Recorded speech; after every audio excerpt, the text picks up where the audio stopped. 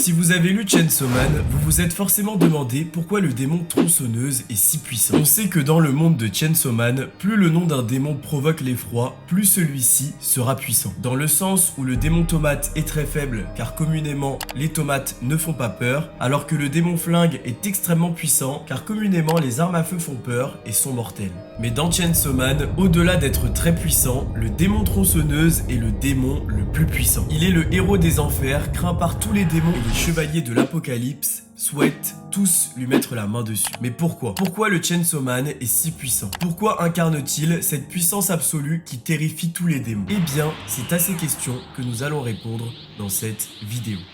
Salut la team, j'espère que vous allez bien. On se retrouve aujourd'hui pour une nouvelle vidéo à propos de Chainsaw Man. Aujourd'hui, on va aborder une question très intéressante que vous vous êtes forcément posée à un moment donné. Comment se fait-il que le Chainsaw Man ait pu affronter les 4 chevaliers de l'apocalypse en même temps et qu'il soit surnommé le héros des enfers alors qu'en soi, les tronçonneuses ne font pas si peur que ça? Bon, on s'entend, les tronçonneuses restent mortelles et dangereuses, mais sont-elles réellement plus terrifiantes que les armes, que la guerre ou bien que la mort? Eh bien, je ne suis pas du tout sûr de ça. Comment se fait-il du coup que Pochita soit plus puissant que tous ces démons? Eh bien, dans cette vidéo, je vais vous expliquer ma théorie concernant cette question. Il semblerait que Pochita nous cache en réalité son vrai nom. Et oui, et si on se trompait depuis le début et que Pochita était en réalité le démon de l'oubli? Eh bien, c'est cette théorie qu'on va creuser aujourd'hui. Comme d'habitude la team, je vous invite à liker, à vous abonner et à activer la cloche de notification pour ne louper aucune vidéo, du très lourd arrive. Je vous invite aussi à me rejoindre sur les réseaux sociaux. C'est gratuit et vraiment ça me motive de fou à continuer les vidéos. Un concours très stylé arrive d'ailleurs très prochainement. Donc sans plus attendre, rentrons dans le vif du sujet.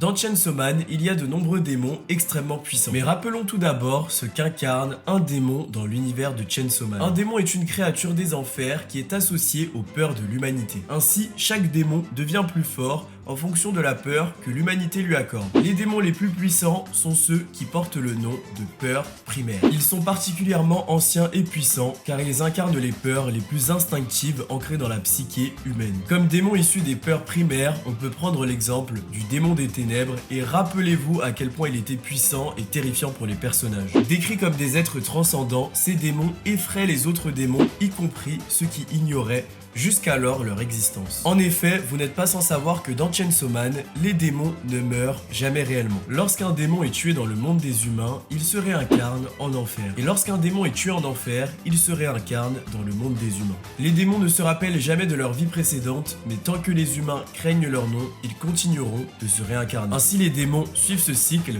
sans jamais mourir réellement. Et les démons issus des peurs primaires n'ont jamais connu ce cycle de réincarnation. N'ayant jamais connu ce cycle de mort et de renaissance propre aux démons en raison de leur immense pouvoir, les démons des peurs primaires ont toujours habité en enfer sous les mêmes identités. Quand on voit des démons comme cela, on a du mal à se dire que le démon tronçonneuse fait jeu égal avec eux. Le Chainsaw Man serait d'ailleurs même plus puissant que les démons issus des peurs primaires. Qu'est-ce que Pochita cache derrière sa puissance? En réalité, dans Chainsaw Man, ce qui rend Pochita si puissant, ce n'est pas vraiment sa capacité à manipuler les tronçonneuses. J'en parle d'ailleurs dans cette vidéo que je vous invite à aller voir. Certes, les tronçonneuses font de Pochita un démon offensif très puissant, mais ce qui rend réellement le Chainsaw Man redoutable, c'est sa capacité à tuer les démons pour de bon. Lorsque le Chainsaw Man, dans sa forme d'origine, dévore un démon, l'existence de ce dernier est effacée de la mémoire du monde. Cela signifie que le pouvoir du Chainsaw Man est la seule chose qui permet réellement de tuer un démon. Pochita peut mettre fin au cycle de réincarnation d'un démon. Par exemple, lorsque Makima nous explique cela, elle parle du démon des armes nucléaires qui a complètement disparu de l'existence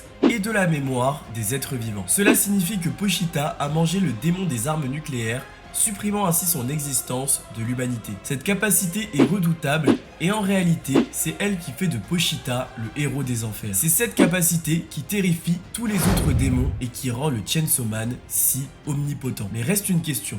Pourquoi le Chainsaw Man a cette capacité? Quel est le rapport entre les tronçonneuses et supprimer des concepts, de la mémoire de l'humanité? Eh bien d'après moi, Pochita est en réalité le démon de l'oubli. Et oui, Pochita ne serait pas seulement le Chainsaw Man, mais aussi le démon de l'oubli. Cela expliquerait pourquoi Chainsaw Man est si puissant. Tout d'abord, il faut dire qu'il y a des éléments dans le manga qui semblent appuyer cette théorie. Rappelez-vous que la relation entre Pochita et la mémoire est sous-entendu à de nombreuses reprises. Dans le chapitre 82, nous apprenons que Denji a tué son père lorsqu'il était enfant. Il avait complètement omis ce souvenir car Pochita le protégeait de la vérité depuis le début du manga. Cette porte derrière laquelle se trouvait ce souvenir traumatisant était protégée par Pochita qui répétait sans cesse à Denji de ne pas l'ouvrir. Grâce à Pochita, Denji a oublié un souvenir traumatisant pendant une longue partie du manga. Aussi, il faut dire que la peur de l'oubli est une peur fondamentale des êtres vivants, si ce n'est la plus grande peur de l'humanité. Si Pochita était le démon de l'oubli, cela expliquerait pourquoi il est plus puissant que de nombreux démons issus des peurs primaires. Finalement, qu'est-ce qui est encore plus terrifiant que la mort? Eh bien, c'est le fait d'être oublié, d'avoir toute son existence, tout son passage sur Terre réduit à néant. Comme nous l'explique Iluluk dans son discours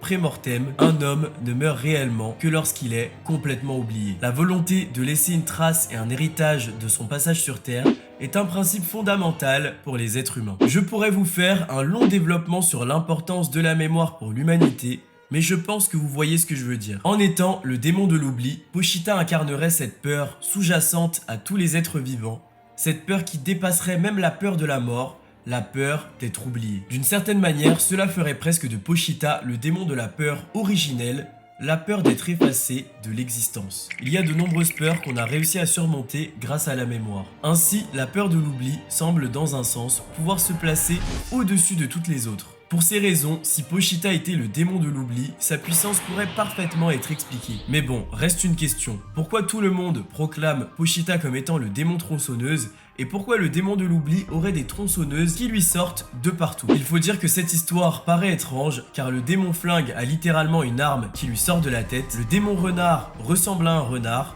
donc logiquement, Pochita est bel et bien le Chainsaw Man, étant donné qu'une tronçonneuse lui sort du crâne. Seulement, on sait que certains démons ont des capacités qui n'ont absolument rien à voir avec leur nom. Makima, le démon du contrôle, a la possibilité d'utiliser tout type d'attaque, car elle a forcé de nombreux démons à passer des contrats avec elle. De cette manière, elle peut propulser ses adversaires grâce à une onde de choc ou encore se téléporter en manipulant des rats. D'autre part, le démon des ténèbres utilise des épées pour combattre alors qu'il n'est pas le démon épée. Dans le même sens, le démon de l'oubli pourrait utiliser des tronçonneuses sans être le démon tronçonneuse. On sait que c'est possible de cumuler les habilités de démons en consommant une partie de leur chair, mais on ne sait pas si les démons sont capables de passer des contrats avec d'autres démons. Peut-être que le démon de l'oubli et le démon tronçonneuse auraient passé un contrat. Dans le manga, il a juste été confirmé que les possédés ne peuvent pas passer de contrat avec les démons. Concernant les contrats entre les démons, nous n'avons pas d'informations. Par conséquent, on pourrait imaginer que Pochita n'est pas le démon tronçonneuse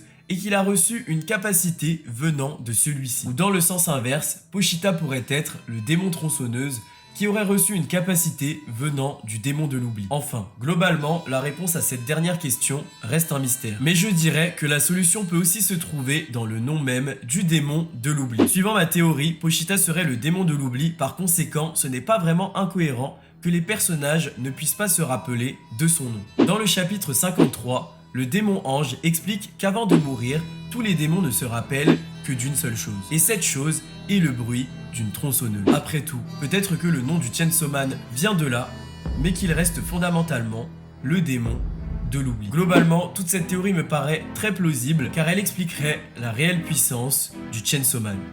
Voilà la team, c'était tout pour cette vidéo, j'espère qu'elle vous a plu. Dites-moi en commentaire ce que vous pensez de cette théorie. Si vous avez d'autres sujets à aborder concernant Chainsaw Man, mettez-les moi aussi en commentaire. J'ai un peu de temps ces temps-ci, donc si vous avez des sujets de vidéos à proposer, mettez-les moi aussi. On se retrouve très vite la semaine prochaine pour une nouvelle vidéo Jujutsu Kaisen je pense.